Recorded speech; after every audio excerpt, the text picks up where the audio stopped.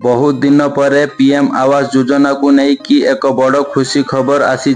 गत किछि मास हेलानी पीएम आवास योजना को लेकिन जो सेल्फ सर्वे चलीथिला ताहा तो आपण माने जानिथिबे आउ निश्चय रूपे करिबी थिबे। मात्र एबे फाइनाली ऑफिशियली अपडेट आसी जाइछि पीएम आवास योजना रे घर बंटन नेकी। तेबे चलंतु कोन रहिछि संपूर्ण खबर वीडियो रे आगो को आमे डिटेल्स जानिबा। जदि आपण माने घर पाइबा पई आवास योजना रे अप्लाई करिसंती तेबे वीडियोटी को बिना स्किप करी लास्ट पर्यंत देखंतु। आउ चैनल को नुआ आसीथिले चैनल को सब्सक्राइब करी पाखरे थिबा बेल आइकन को दबाई नियंतु, जहा फଳରେ कि आमे आगो को जो वीडियो अपलोड करिबु ताहा आपण माने सर्वप्रथमे देखि परिबे।